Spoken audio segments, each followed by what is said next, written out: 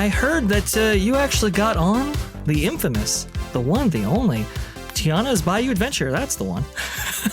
That's why spooky. Yeah, pretty spooky. You are here to regale us with your experiences of that attraction. You know, to start kind of things off here, how did your experiences go for that attraction? I know you had quite the harrowing experience, right? It's been a real pain trying to get the virtual queue for this ride. You can basically get on at 7 in the morning to try to get the virtual queue. If you don't get it, then you can try again at 12 noon, but you have to be inside the park to try for it. So I have not been able to be very successful in this, but finally on Sunday, even though I didn't get the 7 a.m. one, I did get the 12 noon one, and I was all ready to go when all of a sudden, guess what?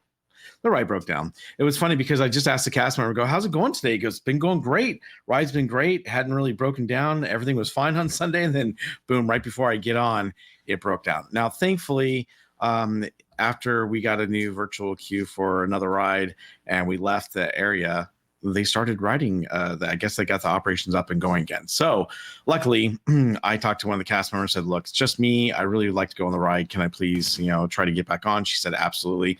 She was really nice. She let me go through the lightning lane so I could pass up everyone again.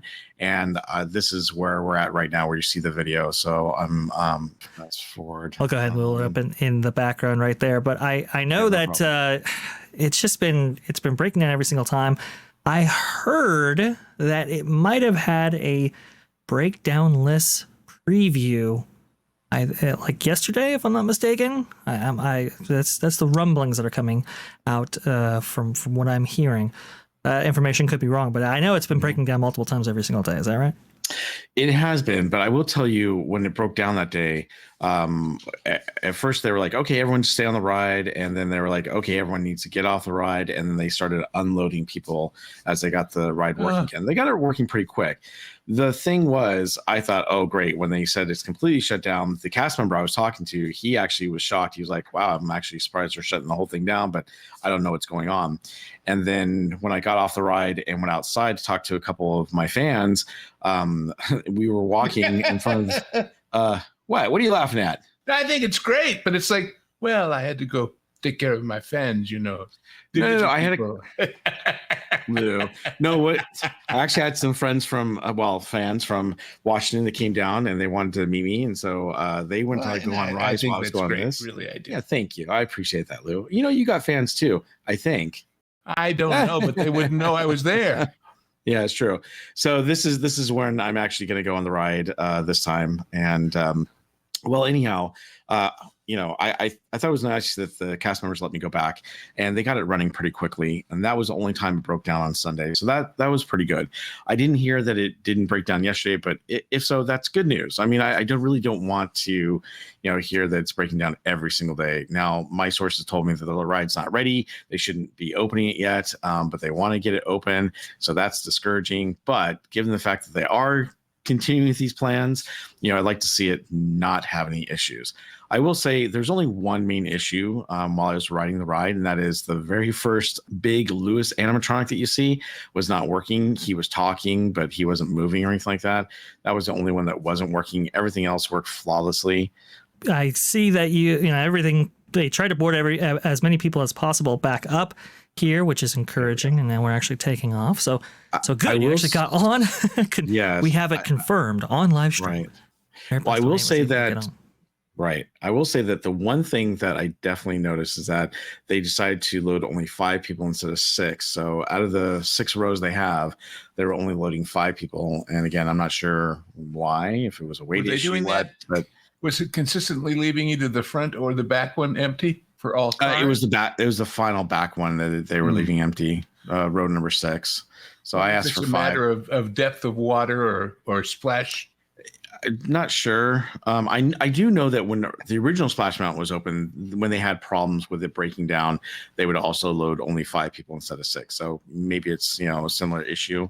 But I will say that being on this ride, the one thing that it's the same ride as it was before for Splash Mountain, as far as the track, the layout, everything. Yeah. And it's super fun to ride. I enjoyed the ride very much as far as the log flume is concerned. It's everything else. Like, everything has a fresh coat of paint. Everything looks beautiful. Everything looks great. I mean, here, this whole area, it looks nice. I enjoyed it. The thing is, there's just no soul to this ride. And that's what one of my viewers said. He says it's a soulless ride. And I kind of feel that way because there's so many things that they could have done to make this better, because there's no tension or anything like that. So you're having fun because you're on a waterlog ride. And I kept having flashbacks to Splash Mountain, to be honest with you. And I was having a great time. My whole issue is the fact that they just, like, I didn't care about what was happening in the ride or the characters or anything like that. While it looked good, I was having fun riding it. If you don't know from all the coverage, you walk in totally, naked of the story. Do you get the story? Do you get enough storytelling about they're looking for a band for this party and whatever? You barely get that. And here's the funny thing. In order to make sure that you get the story, they actually have speakers in the line queue of a radio station that's playing music, and it's music from the movie. When then the radio announcer will come on and say, hey, Princess Tiana and Prince Naveen are having a party at their house, but there's an issue. They're looking for band members to play in the band for the celebration. And they basically explain what's happening in the ride because they can't seem to do it on the ride. That's, to me, kind of pathetic storytelling. Yeah. But the idea that you can't find a band in New Orleans has always been the stumbling block for me. There's so few musicians there, it's so hard to get a band together.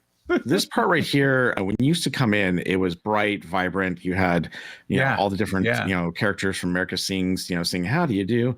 Well, it's very dark. And I mean, once you get in, you're like, oh, wow, look at all the fireflies and everything.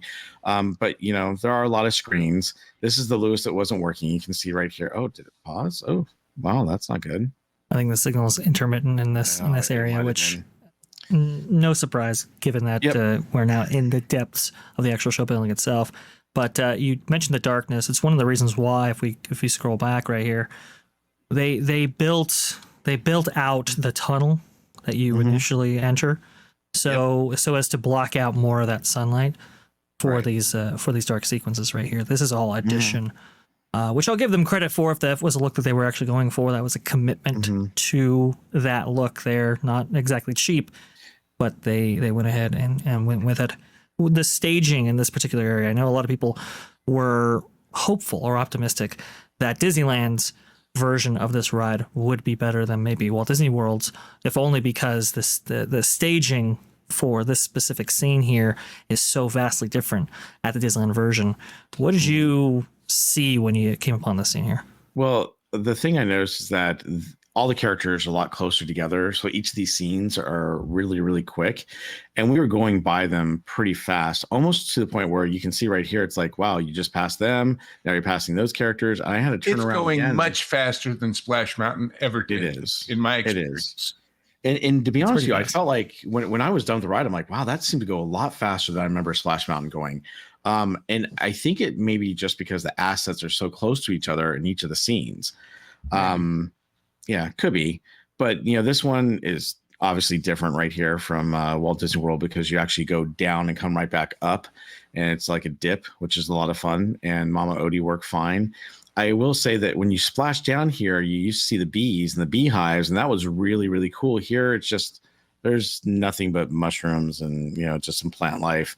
And so it's kind of, a little dull right there. They could have done something, in that area. But then you come into this area where you're tiny now and everything looks huge. The frogs looks huge. And obviously, all the things below. And then of course you see, Tiana and Lewis there looking into the, that log that is you're supposed to be in. A little bit better than Walt Disney World's, but still. I will say, though, after that big drop right there, we have some video coming out of various streamers and photographers and reporters and so forth. This here by Five Fires with this shot right here. You can see here, it's the same drop as before, obviously without the briar patch, but you can see the waves of water coming in. This is most consequential because if you actually look down, even if that wall of water didn't pass over you, you could see the logs are taking on a ton They of sure water. are. They are. I will say I was paying attention as the logs were coming up. I wanted to see how much water was in them. So I was leaning forward from time to time just to take a look. And there's only one log that was really waterlogged, I guess you'd say. And, the lady came out with like, soaking shoes. I will say though, when I went down, we did not have a ton of water that came into the boat or the log. And I think one of the factors is that, the weight. So if you have a lot of people in that boat, and especially a lot of, people who are heavy, then it seems like a lot more water going into the logs than before. Also, the very, very end, I don't know if there's something they changed or whatnot to the ride, but it just seems like the water splashing from the end of the cave right into the boat. And it's crazy how much water is coming in. Again, I was sitting in the back, so I didn't get too wet, and we didn't have a ton of water that went into our log. But I do know that the people who were sitting in the front were definitely soaked, and they were like, why did it even wear a poncho? It didn't help. So yeah, some people have been reporting that even with ponchos, they haven't been alleviated from the amount of water actually coming in, which is pretty crazy. That's crazy. No, not at and all. once it's there, what do? They can't pick the boat up and dump it over. I mean, do they have a vacuum or how do they get it out for the next people, or do they? They don't. It just stays in there for the next group. Man. Well, yeah, typically they don't remove the water unless it gets to a certain point in which they actually have to take that log off and then service it, aside separate from the attraction. Right.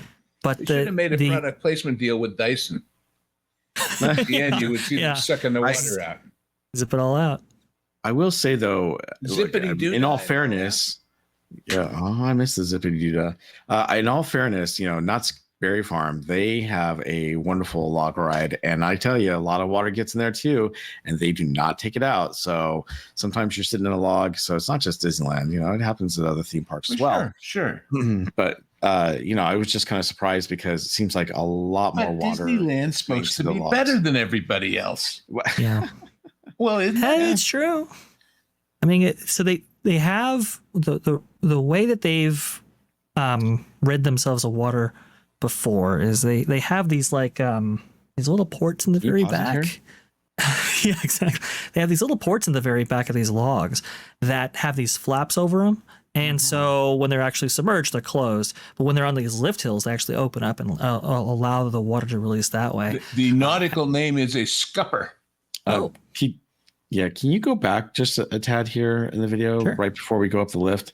Because I wanted to show something to everyone that, and this is one of the things that kind of bothered me on the ride. And you saw this obviously as you come into the ride after that first drop. So there should be a mama. Oh, okay. Yeah. So she's there. Go back a little bit further where you see the screen on the side. There you go. That screen. So this is where the rabbits used to be when they're talking about, Brer Rabbit getting captured by Brer Fox. And on the other side, they have the possums. On the other side, rabbits do. And on the other side, they used to have the possums. Well, there's nothing over there. They just got rid of it, made it black. And they only have this one side that actually shows the fireflies, flying by. And so I was kind of surprised that, they didn't try to do something on both sides. But they really limited it to themselves. It was like, we'll just leave this black over here and we'll do something on this side.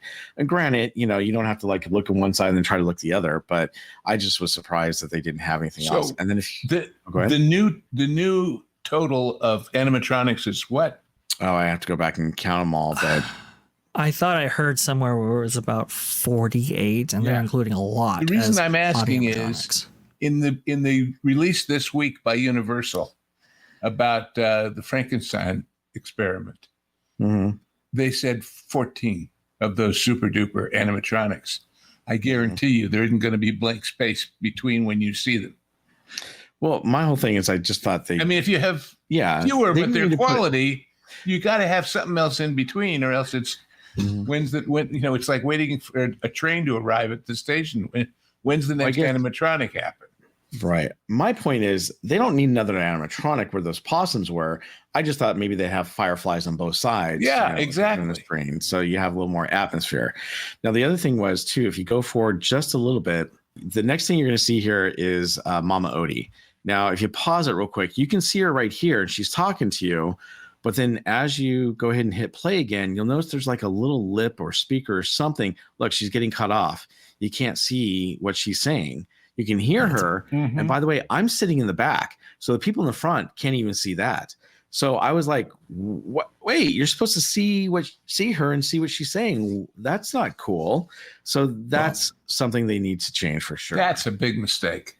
Yeah. Fortunately, Now, yours was actually working because on some rides like this one, for example, it wasn't working. you can actually see. Yeah, that's not cool. Not working out too well there. So, and also look, they don't have as much Mr. Fog as in my video. Yeah, in your video. Yeah, that's interesting. I will say that the mist and the fog was amazing. It was almost a bit too much, though, as you can tell. Sure. Because as I got up to Mama Odie, there was a lot of mist, and thankfully my vertical stream, caught the Mama Odie fine. I was a little worried, but my live stream here, really captured all that mist and fog. It was great. It was really cool looking. It was a neat effect. It was almost a little too much that kind of lingered on, because right here, it's still kind of misty and foggy. There's and she's not moving, is she? She was moving, I thought. No, not really. Her mouth is moving, not her. Her mouth's moving. Oh, yeah. The bottles again. Yep, the bottles. And I thought there were going to be more bottles up here. And they just have a handful right here at the very end. So I'm surprised aren't they didn't supposed to have more. like a bunch of them?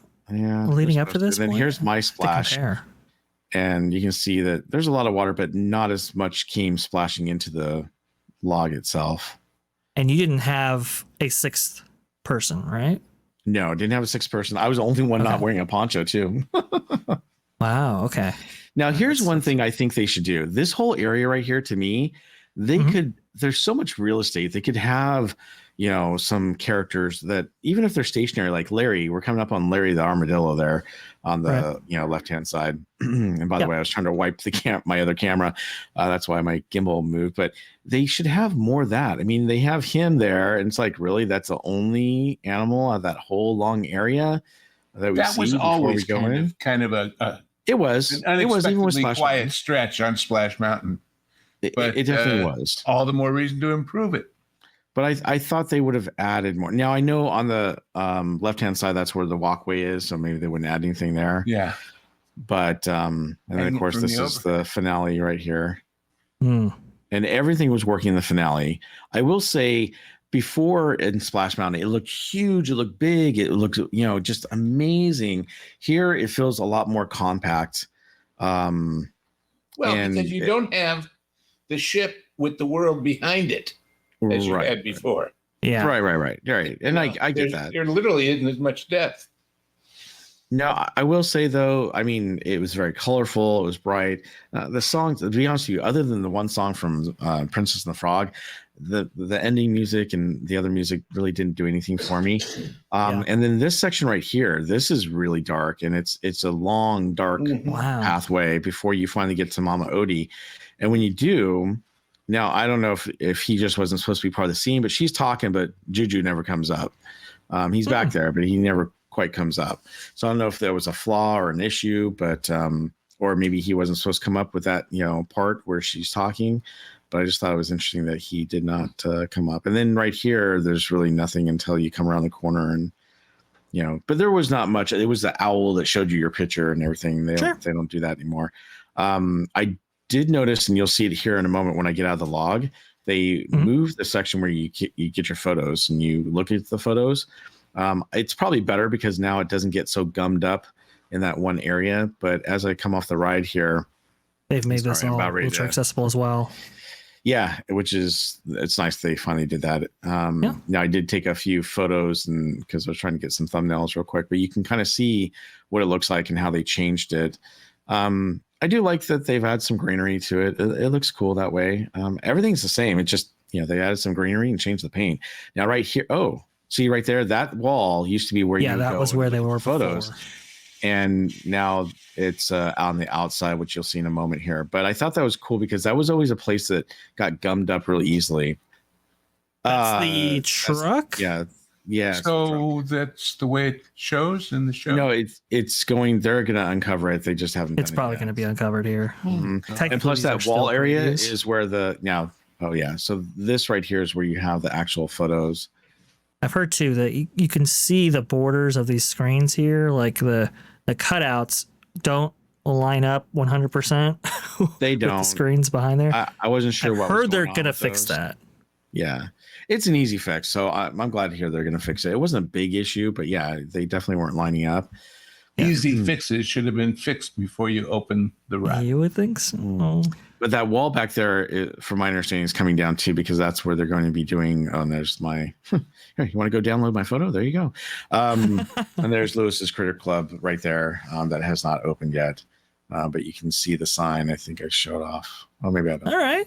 So overall, look, I had fun on the ride because it was like being on Splash Mountain again, and it rekindled all those memories. So it's still a fun water ride. It's just everything around it was not that exciting or great. I thought I just, again, fresh coat of paint, everything looked good. The characters looked good, but I didn't care about them. And I didn't care about the story at all. It was kind of hard to follow anyhow, because there's not much to it. So to me, would I go on again? Absolutely. Did I have fun? Sure. I had fun. Was it the best, princess ride ever? No.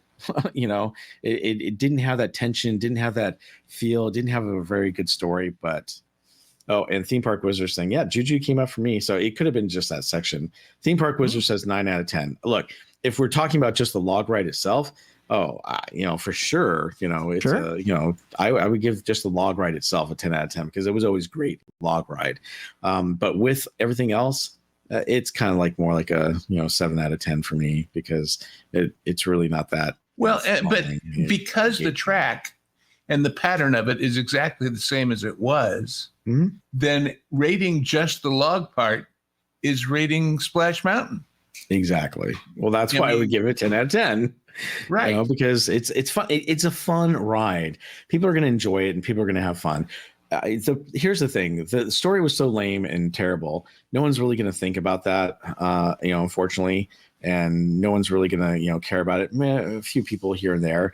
But overall, people were having a good time. They had fun. I had fun on it. I have some friends that were like, I'm never riding this again.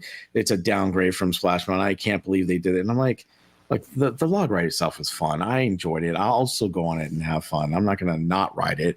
I just, don't really care for the whole setting and story. They could have done a lot better. And one of the things I was telling Vash before our stream today is that, Tiana is the only princess at Disneyland that her mom has a shop in New Orleans.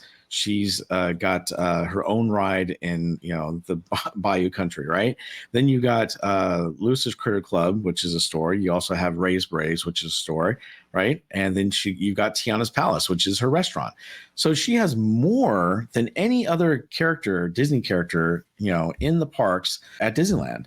And you would think that they would try to make this like a really good story. I think if they had a really good story, they built up that tension and would have hit it out of the park, everyone would have been like, dang, it's so awesome. They put Tiana here. This is great. Da, da, da, da, da. But they didn't do that. Yeah, as it stands now, they didn't actually do that, which is most disappointing. I think as far as the Tiana attraction goes, it could have been a lot better. And it really should have been a lot better. But hey. Go and show you says not a downgrade, a necessary downgrade. That's right. No. That's what Mike from Blog Mickey actually said. So we'll keep those comments in mind there. Oh boy, I do hope that things improve a little bit at Tiana's Bayou Adventure, because it has been having problems, as we've referenced before. I don't know if you can actually see this. You can see right here, it like blanks out right at the very end. You see that? Right. They've been having some problems. Hopefully they'll get them adjusted in time for the actual official opening on, November 15th. But we can only wait and see. That was a highlight from our live stream on That Park Place Podcasts online, where the full stream can be found at the link in the description. But what about you? What were your thoughts on this particular story? Please let us know in the comments below. Like this video if you did like this video. Share us out, as it helps us out tremendously against the YouTube algorithm. And thank you so much for watching. T3BO.